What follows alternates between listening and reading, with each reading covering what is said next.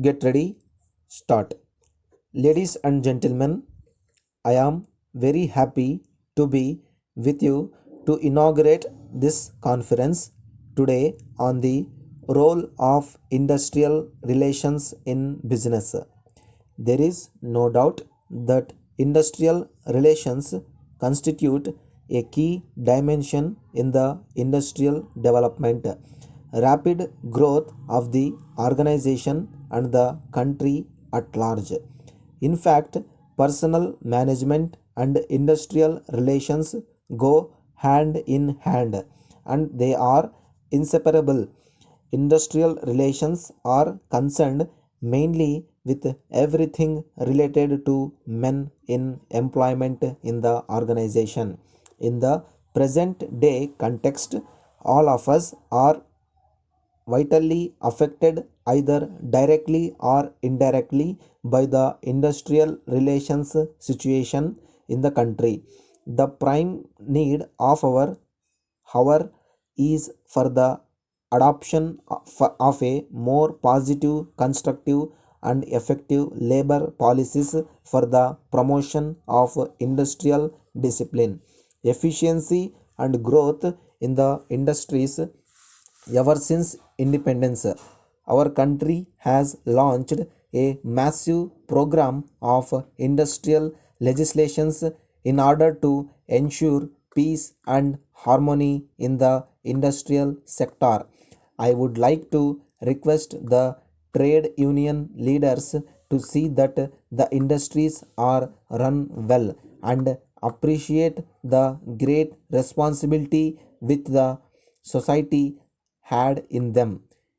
If this is done, I am sure we will be able to find ways and means to establish a sound industrial relations climate in the organizations as well as in the country as a whole.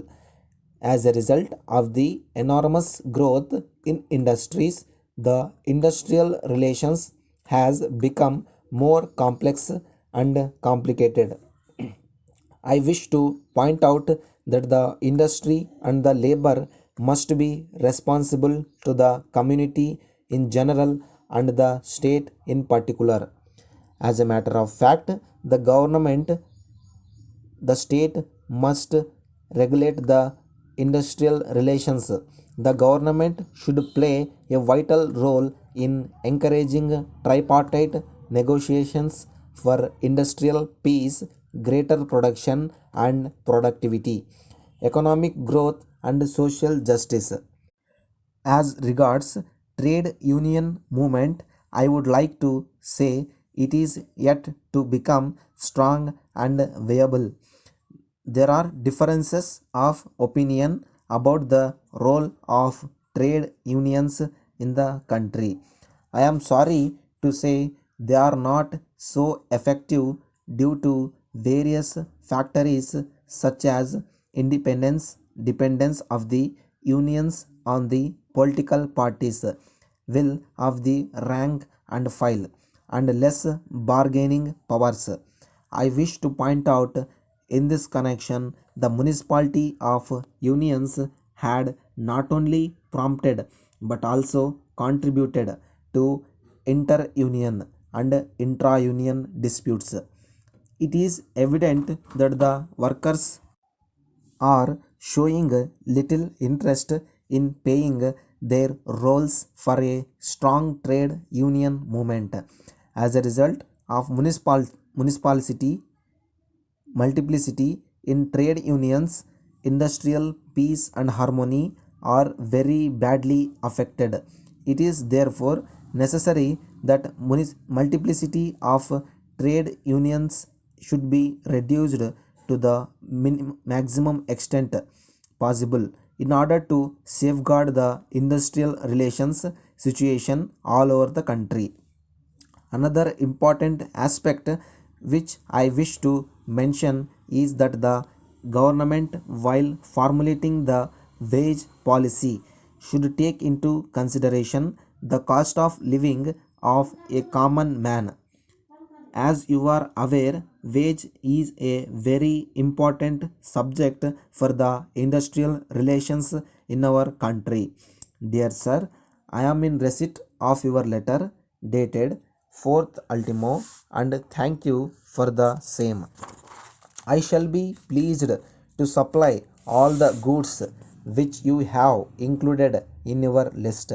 In this connection, I wish to inform you that last month I have sent a circular to all the customers wherein I have cleared mentioned that there is likely to be an increase in the price of the goods.